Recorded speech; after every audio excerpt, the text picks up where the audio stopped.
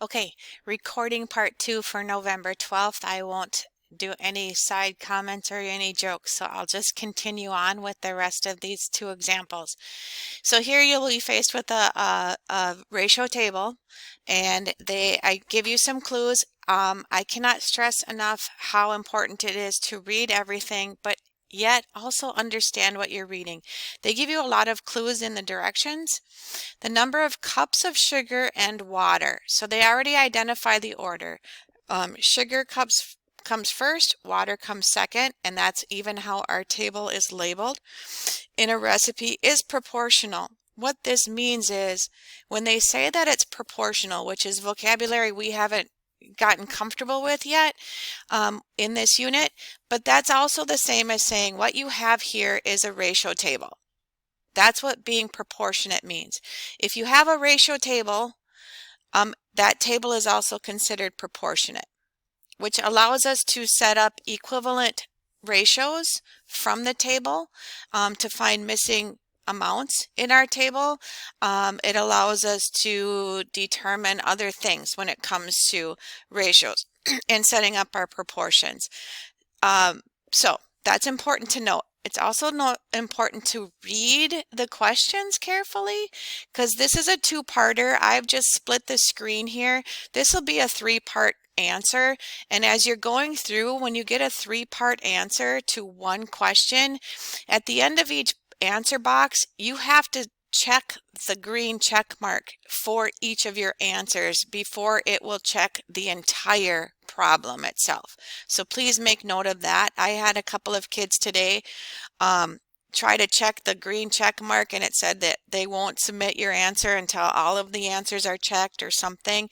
That's saying that you didn't click this box after each question in this problem. So back to the questions. It says write the ratio of cups to water of water to cups of sugar.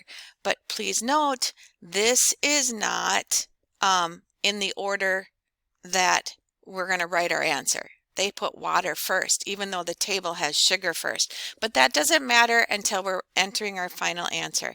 What you're going to do is use this table, and you're going to look for the row where the greatest common factor is 1. That will be your ratio in simplest form. So they're looking for the basic ratio for this table.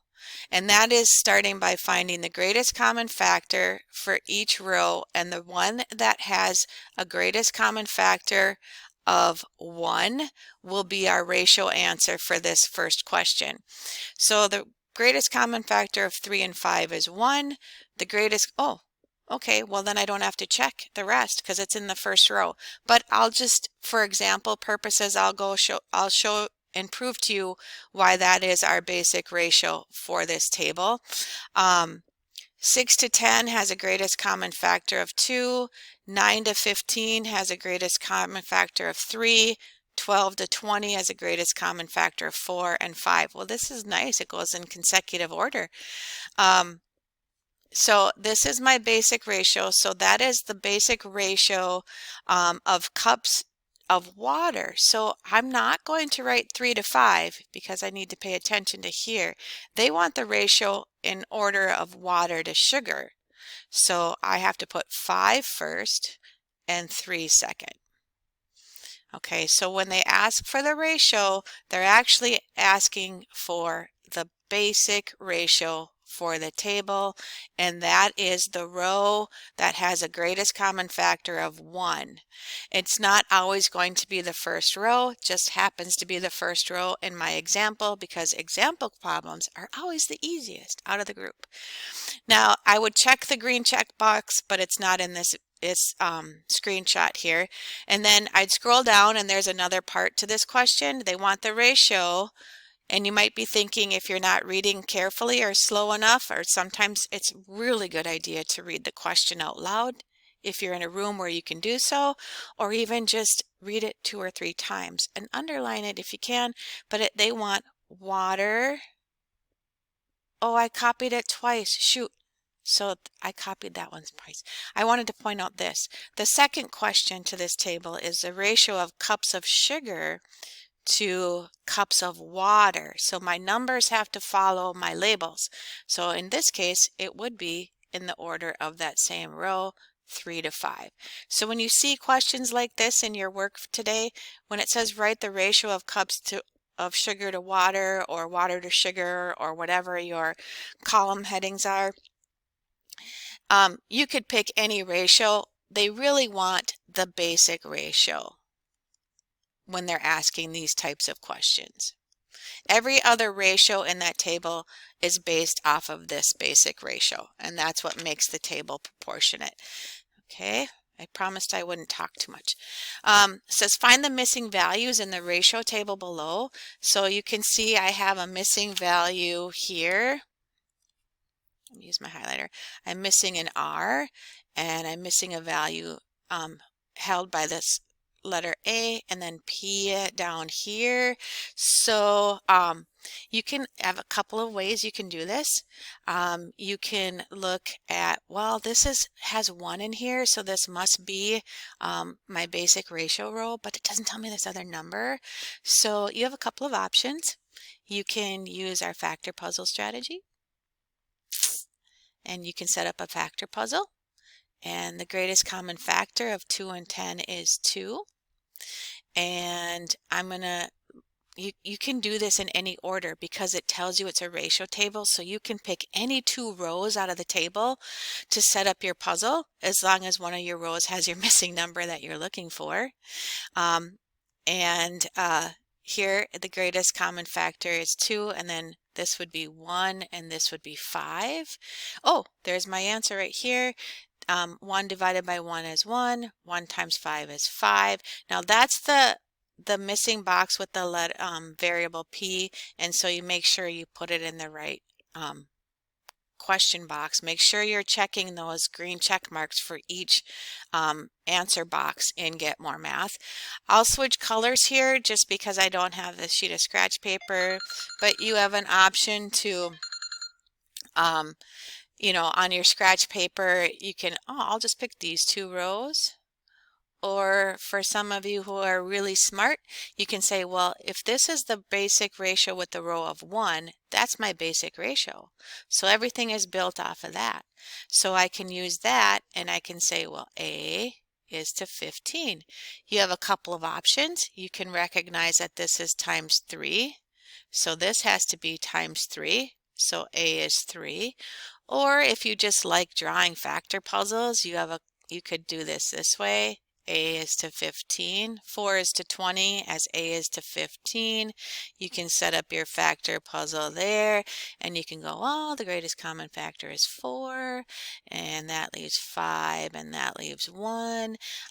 15 divided by 5 is 3, 1 times 3 is 3, so A must be 3. So all kinds of options you can take, and you could write, you know, 4 to 20 is equivalent to A over 15, and then you can use your good old calculator and you can cross multiply 4 times 15 on your calculator divided by this lonely factor here and hit equals, and you should get 3. So all different strategies, all are successful. You pick the one that you understand to do, and then let's see here, and then you can figure out the answer to 5, but I will just tell you this, the answer to 5 is, or R is 25. And do I have one last example? I do. My apologies, these are getting longer than I want.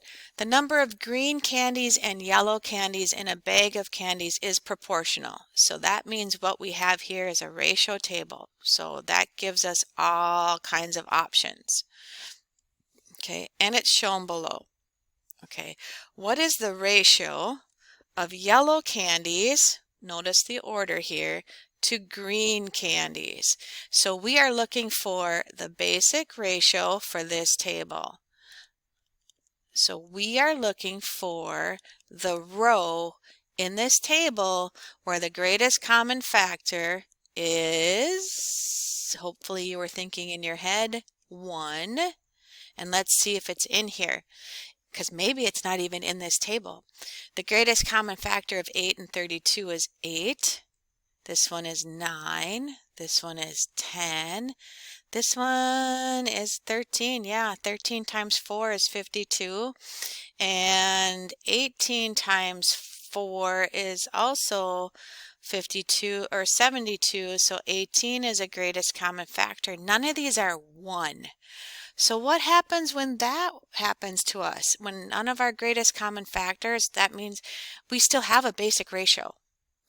So that comes in writing your ratio in lowest terms or simplified, or what was the first, so I'm just going to pick 8 and 32, and I want to divide it by its greatest common factor, because I still haven't found the greatest in factor is 1.